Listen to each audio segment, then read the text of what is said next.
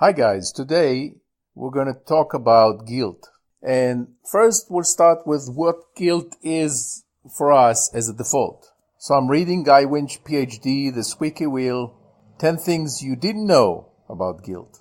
So guys, you didn't know about guilt maybe, that guilt protects our relationships. Guilt occurs primarily in interpersonal context and is considered a pro-social emotion because it helps you maintain good relationships with others. As a result, we experience about 5 hours a week of guilty feelings. And unresolved guilt is like having a snooze alarm in your head that won't shut off. Guilty feelings make it difficult to think straight. When guilty feelings compete for your attention with the demands of work, school, and life in general, guilt usually wins. Guilt makes us reluctant to enjoy life. Even mild guilt can make you hesitant to embrace the joys of life. Guilt can make you self-punish. The Dobby effect, a phenomenon named after head-banging elf in the Harry Potter's book, refers to the psychological tendency for people to employ self-punishment to ward off feelings of guilt. In one study, students were made to feel guilty by depriving another student of lottery tickets worth only a few dollars. Were actually willing to give themselves electric shocks to signal their remorse. However, it's not always ourselves we punish when we feel guilty. Guilt can make you avoid the person you've wronged, even though you might have already caused someone harm. You might unwittingly make matters worse by distancing yourself from that person because of the guilt you feel around it. Guilt trips make you feel guilty, but also resentful. People who give guilt trips to others do so in order to control, pay attention guys, to control and manipulate. But they rarely consider the amount of resentment the guilt trip provokes in the other person. Guilt-prone people assume they have harmed others.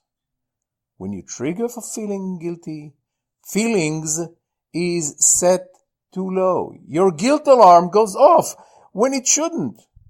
Guilty feelings make you feel literally heavier and more billboard, whatever that is. Well, guys, if one wants to live life miserably, guilt, 5 hours a week. 5 hours a week? No way. Okay, Zevi, I got it. You speak with your Hebrew accent. Maybe I have a guilt around it. No, I don't. And it doesn't even sound like an accent. I don't understand. What are you really saying, Zevi? Guilt exists. Don't you see? This person is guilty. Didn't you feel guilty any time in your life? Well, if you want to live life that's worth living, listen up. If not, turn me off. Go to the squeaky. And he's doing great, I'm sure. So here it is. Guilt is not a feeling. It looks like a feeling. It walks like a feeling. And it's not feeling. A guilt is a context for the person to experience life and take the actions that are in line with the context of guilt. Now, why do I enter into the literal, being literal? Okay, my job in life is that you and I will be powerful in any circumstances. And having it as a feeling tells you that you are born with it. You have it. You have a low threshold or high threshold for that. And there's nothing you can do. And the only thing that happened was that something happened and your brain recorded it as something that shouldn't have happened.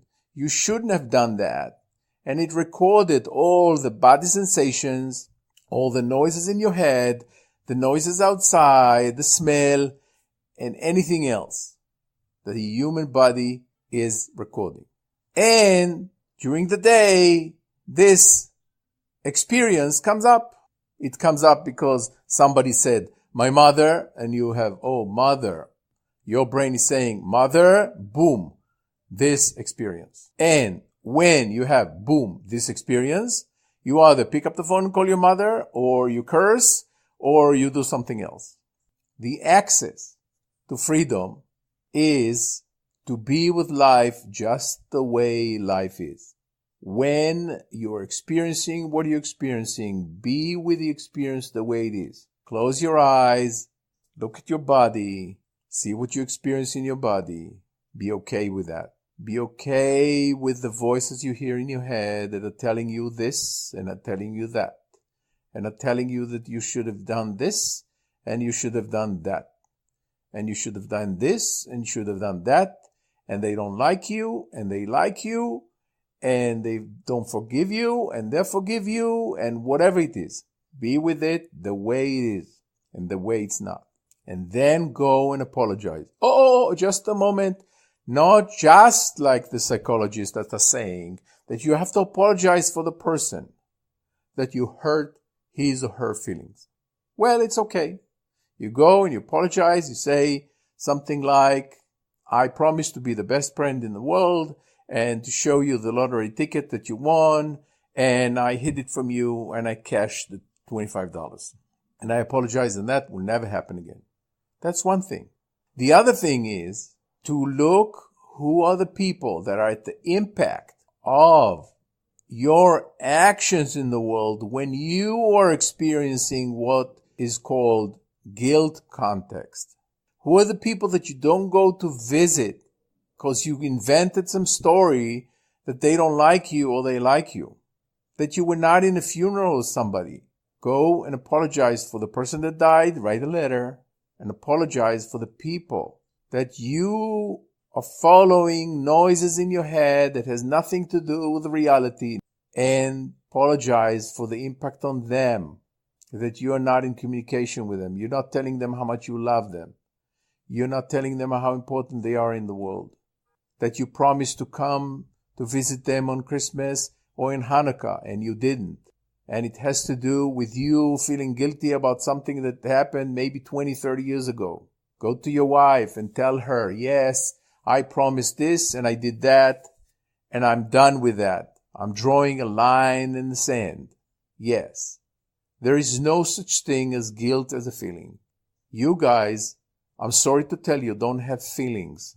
You guys are not the skin bag that you walk around with. You're not. Who you are is who you say you are, and the actions you're taking. Who you are is who you say you are, and the actions you're taking. Thank you, guys.